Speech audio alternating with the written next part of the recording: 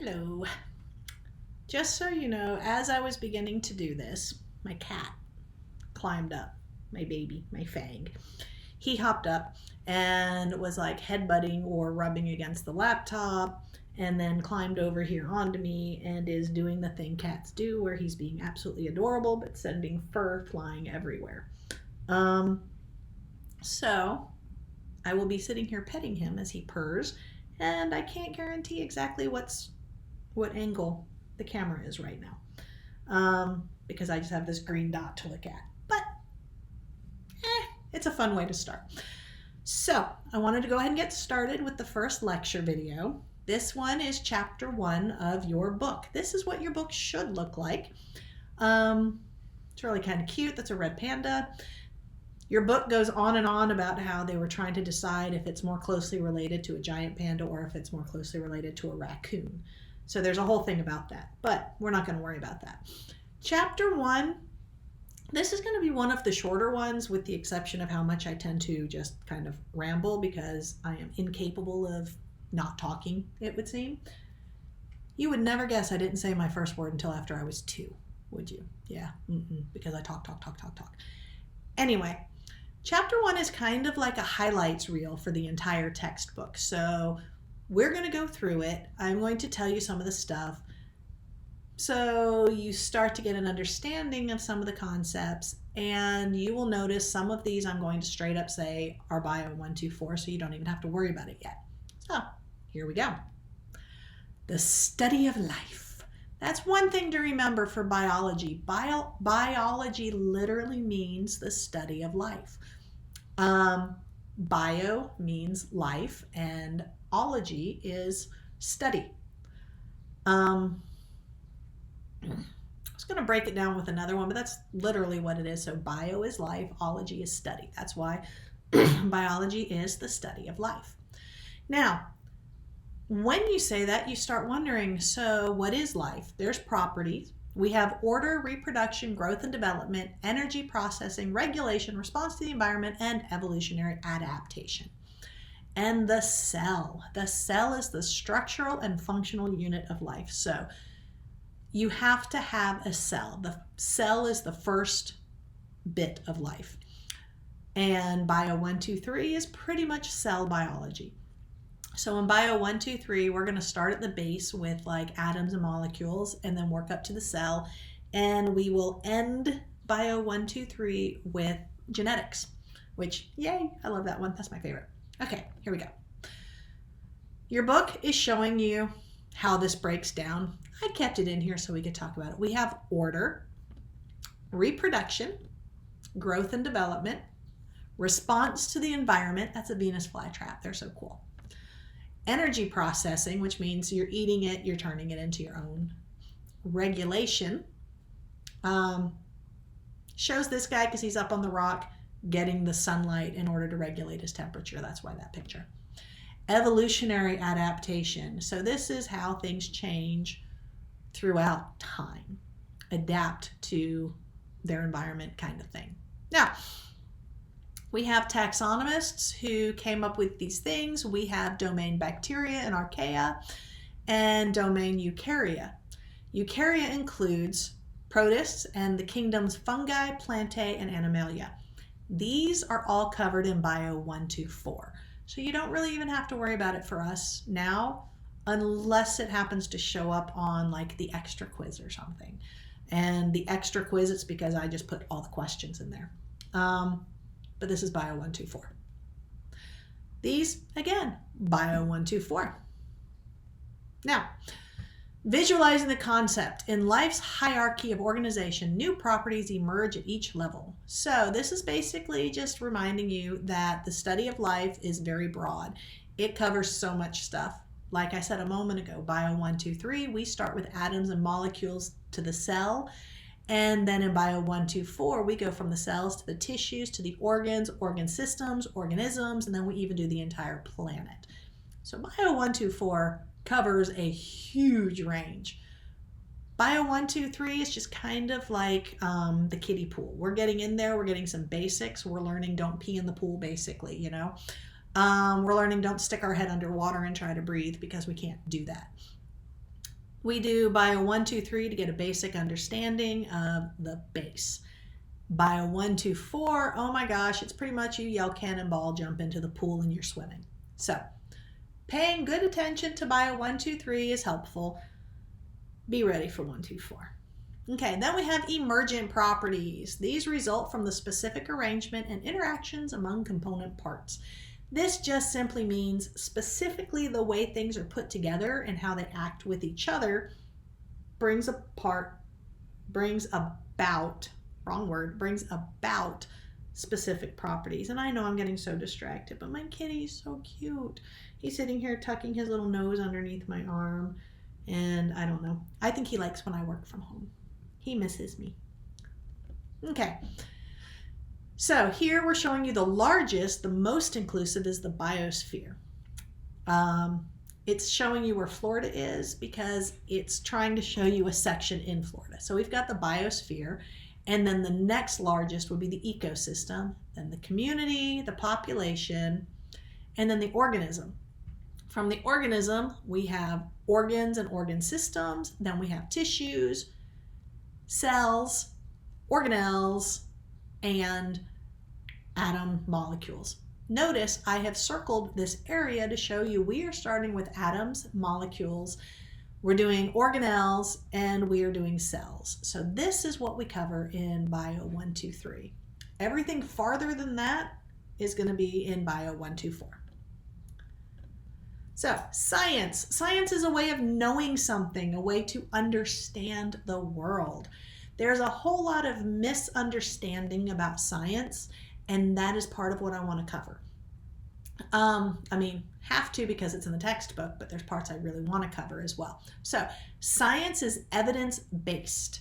So it's not an opinion, it's not a political stance, it is evidence. It's we have looked here time and time again, this is the result, this is the answer. One of my favorite things about science, but it seems confusing, so bear with me, is you have to fail to disprove something. It is not scientific to say, I believe this, and so you do everything you can to prove you're right.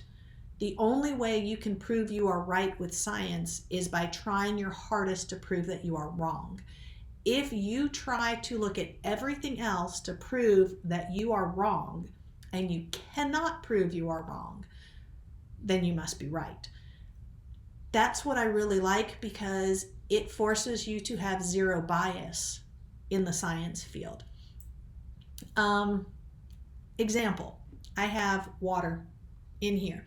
So if I say, I am pretty sure I have water in here, I don't say, okay, look, it is clear and there is no taste, therefore it is water.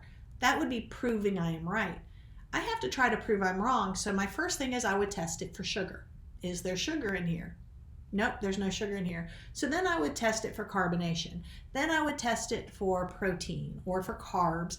I would test this for everything possible. And once I find nothing else in there, it means it must be water. That kind of thing. This is a big misunderstanding because currently we tend to live in a time location where people decide they want to say this is what it is. And instead of looking at the evidence, people seem to want to announce something instead of actually properly proving things. Yes, I'm talking about the coronavirus and climate change, but that's just the way science is. So you have to test things, learn things, try to prove yourself wrong in order to know what is right. That kind of thing. So scientific approach involves observations, hypotheses, predictions, tests, and analysis, basically. So you have to do the scientific method, and then eventually you get to a scientific theory. A theory is very broad, and it's supported by a large body of evidence. Here is a number one thing where people get wrong with science stuff. You will hear people say on a regular basis, well, in theory, blah, blah, blah, and they're meaning hypothetically. That's not the same thing as science theory. A science theory is something that has been tested so many times and everything points to it that we now call it a theory because it is just shy of being listed as a law. This is why when people sit there, I've seen, I almost said billboards, although I actually think I have seen a billboard about it. I was thinking bumper sticker, but I do think I've seen a billboard in Florida where it says evolution is just a theory. That is faulty wording because it's also the theory of gravity. And if gravity is just a theory, I'm pretty sure we can all agree if I do this, that fell. That's gravity. Gravity's been tested time and time again. That's what made it into a theory. And then we get to law after that. So in science, when you use the word theory, it means there has been a whole bunch of evidence that proves that that is the case. Okay, now we are getting to the scientific method, and there's a very important reason for this. I like this version of the textbook much better than the last one, solely because of them fixing this issue with the scientific method. This one, they actually put more in there and used a real life example, and I like that. And then I will tell you examples I tend to use. So, observation. The flashlight doesn't work. Well, there has to be an observation first, or you have nowhere to go. Then you have to have a question. So, why doesn't the flashlight work? Here, they're coming up with two different hypotheses right off the bat. I normally have you just come up with one because it's easier. You can do both. So here, hypothesis 1, batteries are dead. Hypothesis 2, the bulb is burned out. Prediction, replacing the batteries is going to fix the problem, or replacing the bulb will fix the problem. Test, your test is you just do it. That's your experiment. So test, replace the batteries, replace the bulb. Results, this is where I would say analyze the results. Flashlight doesn't work. And so that means your hypothesis was wrong. So your conclusion for the first one will be, my hypothesis was wrong. It is not the batteries, or the batteries are not dead, something like that. On the second hypothesis, they say the flashlight works. And they say hypothesis is supported. So here your conclusion would be, my hypothesis was correct. The bulb was burnt out. So the reason I tell you this is for this class, I will ask you to list the 7 steps of the scientific method on every single test, including the final. I will have you write these 7 steps. You need to make these 7 steps and in order. So 1, observation. 2, question. 3, hypothesis. 4, prediction. 5, test. 6, analyze the results. You can also just say results, or you can say analyze, entirely up to you. I myself have to say analyze the results because it just doesn't feel complete if I don't say all of it.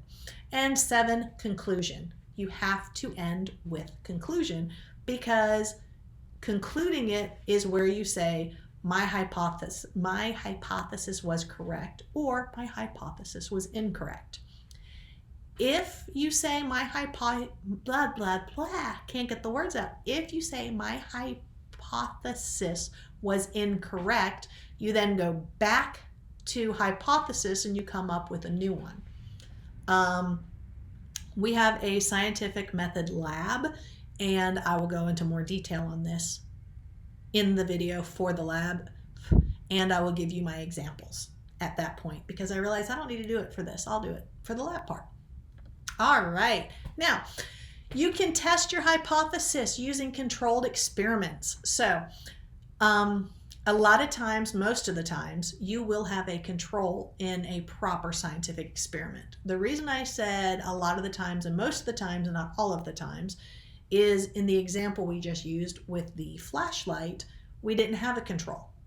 So that was just like your regular everyday thing. But if you're doing an actual science experiment, you do typically have a control. Kitty, he's back. Okay. Yes, I had to kiss the kitty. But you will normally have a control so you know what you are actually testing. Now, when you are doing your test, the factor that is manipulated is called the independent variable. The measure used to judge the outcome is called the dependent variable. The dependent variable depends on what you are adjusting. And controlled experiment, which I was talking about, has a control group. Let me see. Okay, they're going to give you a different example. There's one I love to use. Okay, there was this thing way back when called wow chips. I think, I can't remember if it was 15 or 20 years ago. Might even be 25 years ago by now. I have no idea. But they were made by Lay, the Lay's potato chip company, Frito-Lay. They had Doritos and stuff like that, but they said wow on the top. W-O-W exclamation point, because they used something called Olestra.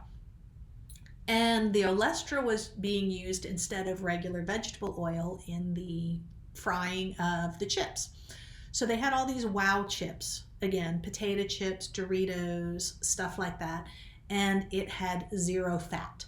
Imagine the ability to have junk food that has no fat. And I'm talking yummy, crunchy Doritos junk food. It was phenomenal. Caused a lot of hype, a lot of people got it, and then people started having some slight issues. And by slight issues, I will tell you, on the backs of the bags, they had in small print that some people had complained of, and I quote, anal leakage. Basically, the Hershey squirts, wet fart, whatever you want to call it. But people who ate these wow chips were having some intestinal issues. So they conducted an experiment to find out if it was the wow chips, the Olestra, that was causing it or not. So they had groups of people. They split them up into 2 groups. One group ate entire bags of the wow chips. The other group ate entire bags of the regular potato chips. Same brand, Frito-Lay. So it would be the nacho cheese Dorito wow and the nacho cheese Doritos. And what they discovered is both groups had stomach issues. Turns out you should not eat an entire bag of chips in one sitting. That's what the problem was. It was not the Olestra. It was people ate too much of it because there was no fat, so they thought they could eat more. The control in this case was the group that ate the regular potato chips, because we knew those were the normal chips. Nothing had been altered. So they were the control. The fact that they got just as many stomach issues as the wow chips meant it was not the wow chips. It was literally, these people were eating entire bags. So long story short, too late, yes I know, don't eat an entire bag of chips in one sitting. It's just not good for you no matter what. Okay, so this is what they do. They use the control and experimental groups to look at a single variable. This is why in the example before with the flashlight, I said normally you would completely do one and then you would do the other. If you try to test both at the same time, you will never know which it was. So if you turned on the flashlight and it didn't work, and you changed the batteries and you changed the bulb at the same time, how will you ever know if it was the batteries or if it was the bulb? You won't. That's why you do one and then you do the other. That's why you have separate hypotheses and you test them separately. Now, your book uses an example of these mice, field mice. There's a beach population and an inland population. If you notice the beach population, they're colored more like sand.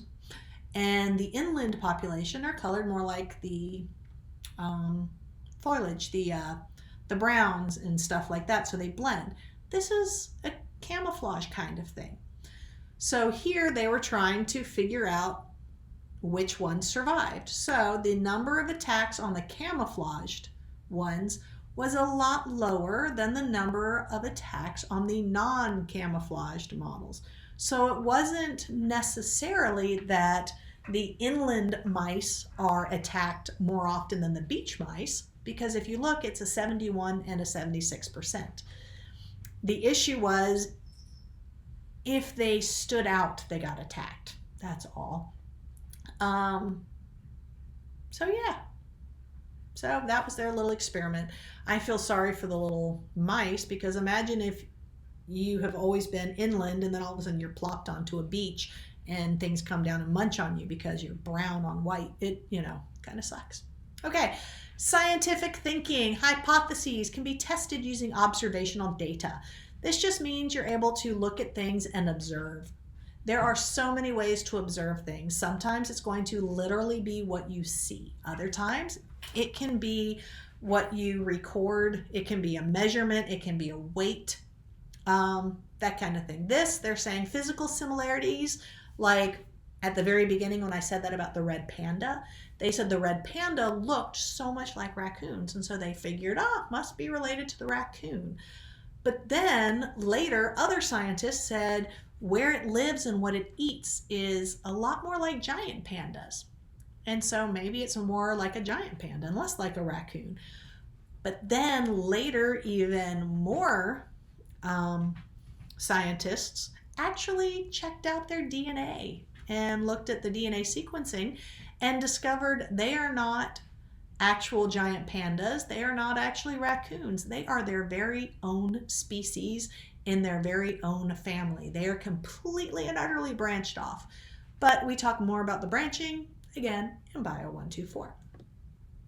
That's all it's telling you there. I just think they're cute and I want to pet one. Okay, so process of science is repetitive, non-linear, and collaborative.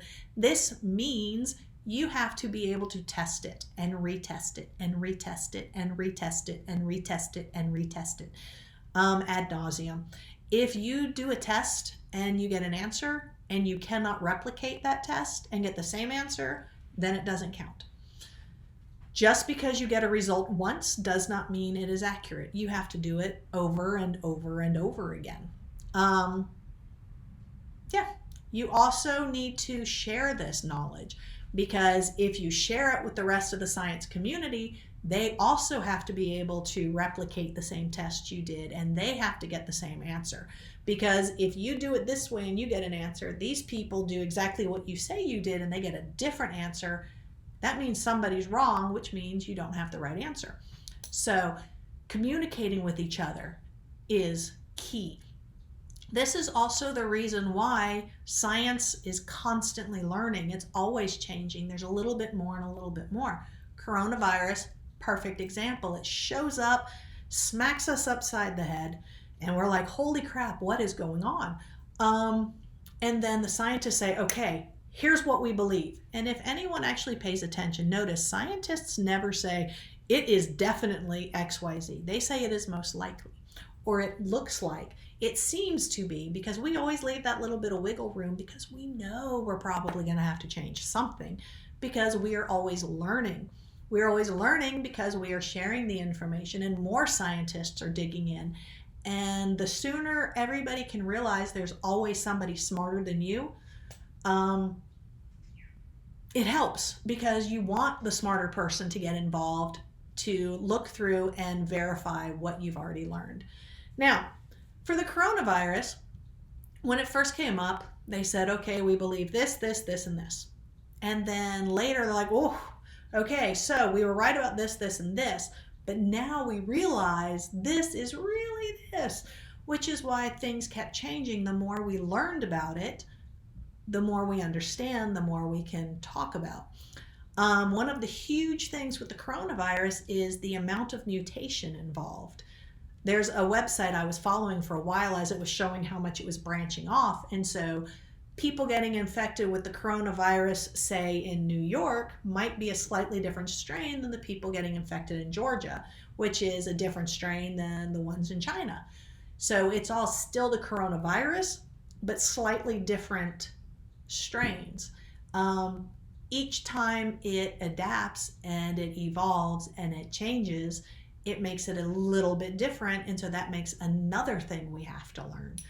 So when you hear that they say this and this now, and that's not what you heard back then, it's not that they're just changing their mind. It's we are learning and trying to teach others at the same time. Science is not political. Science is not religious. Science is not opinionated. Science is just fact. A scientist can be political, yes. A scientist can be religious, yes. A scientist can be biased, yes. But science itself is just fact. This is why, and I guarantee you'll hear me complain about it often, the whole trying to say whether or not you're a Republican or a Democrat is based on whether or not you wear a mask is ridiculous, because the virus doesn't give a crap what you think or who you vote for or what church you attend or if you don't attend. The virus is a virus is a virus. It just wants to reproduce using your body. That's it. Science has to learn and share it with each other so then others can learn and share it with each other. So then each group can specialize, go narrow down into their specialty and go, oh, this is what we've discovered. And then they share it with the others. And then that's how we do things like educate the public, and then how vaccines can get made to help protect us. Things like that. Which brings us to number 3, societal benefits and outcomes, because I'm pretty sure everybody wants this to kind of wrap it up, you know? Okay, so formation and testing of hypotheses, that's the center of science. And then all of the others are combined. The exploration and discovery gives to the feedback from the science community, which then does more testing and hypotheses, which does more of the others. As we learn things, it also goes to the societal benefits and outcomes. So it is all encompassing. Biology, technology, and society are connected in important ways. And for the record, I know I'm like, but it's really cold out here right now. I've got my blanket on and I'm getting chilly still, and I am a pacer. You will see when we actually get to meet in week 3 that I walk the entire time I talk. I don't sit still very well. So when I'm done with this, I'm going to have to like pace a mile or something. I don't know. And you think I'm joking, but I tend to walk 6 to 7 miles a day. So anyway, goal of science is to understand natural phenomena. The entire reason we do science is to explain, to understand. Think of that 3-year-old who's always going, why? That's what we do. We answer all those whys. It's the whole reason I like science, because I was the kid who asked why constantly, and I wasn't doing it to be annoying. I really want to know. And you will learn that when you meet me as well, because I constantly want to know things. It never ended. Then we have technology. The goal of technology is to apply scientific knowledge for some specific purpose. So science just wants to understand all of this. Everything around me, science wants to know. Technology, very specific. And it's like, we are using this technology for this purpose. Both fields completely independent of each other. However, using technology in science helps you further scientific knowledge. Using scientific knowledge to further technology gives you even more technologies. So totally independent of each other, but work beautifully together. 5 unifying themes in biology. Here we go. Evolution. This is covered in Bio 124. Life depends on the flow of information. This is Bio 123. This is when we get to talk about DNA, hereditary stuff, which is going to be our genetics, stuff like that. So this we cover in Bio 123. Structure and function. This is going to be how we work at a molecular level. So most of this we're going to cover in Bio 123, but we also cover this in Bio 124 when we get past the cell. So structure and function of proteins, we cover in Bio 123. Once we get to tissues and organ systems, that's Bio 124. Life depends on the transfer and transformation of energy and matter. Notice I say Bio 123 and 124 because we do both of these. Energy flow, totally covered in both. In Bio 123, we are going to talk about photosynthesis for the plants, but then we talk more about the plants in Bio 124. and we will talk about aerobic and anaerobic respiration in Bio 1, 2, 3, and that's like the cellular. Life depends on interactions within and between systems. This is more of the 1, 2, 4, but we do talk about life properties in 1, 2, 3, and we talk about some of the emergent properties. Yeah. Now, I highlighted the parts here that are more Bio 1, 2, 3. So if you're looking through this and you're like, oh my gosh, it looks like so much, don't worry, because we're going to work on about the science, or define science and distinguish between a hypothesis and a scientific theory. That's Bio 1, 2, 3. Describe the structure of a controlled experiment. You should be able to do that. The example in this chapter was the beach and the inland mice, and then I talked about the Olestra chips. Explain how hypotheses can be used to test observational data. The example in this PowerPoint was the flashlight, and I told you the 7 steps we're going to be using, and you have a lab for the scientific method, and that will show you more about this. Explain how science is repetitive, nonlinear, and collaborative. This is where I went off on that tangent about how we need to be able to repeat and communicate. Describe the relationship between science and technology. This is where I was just doing this whole thing about how they're independent, but they work beautifully together and can help each other. The other 2, that's Bio 1, 2, 4. Explain how DNA determines an organism's structures and functions. This will be a little bit past midway of this quarter is when we will get to this, I think. I say I think because remember, brand new textbook, and I am trying to stay specifically with the order of the textbook. So I can't guarantee, but I'm pretty sure it's a little over halfway through the quarter. Describe the relationship between structure and function in biology. Again, this one's 1, 2, 3 and 1, 2, 4, same as number 14. These are in both classes. Again, we'll get to it. So that's pretty much it for this one.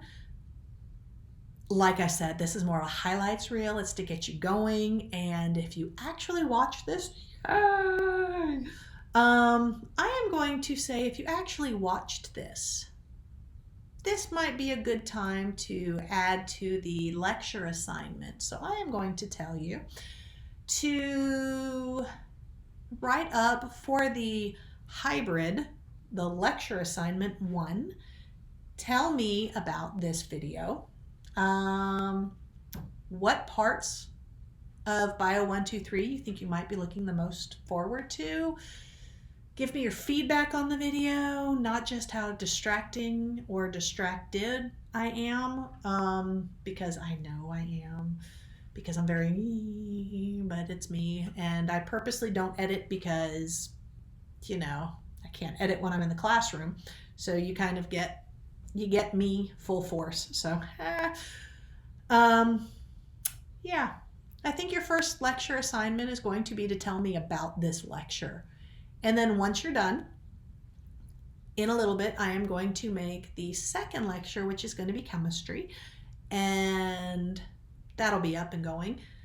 But your lecture assignment, yeah, I want to know how these lectures are going. I want to know your thought process, what you think of them, what you got from them. Give me the heads up, basically, what would be better. And if you say stay more on topic, I'm sorry, I can't guarantee that. But if there's anything you notice that you think would help you better understand these, that would be cool.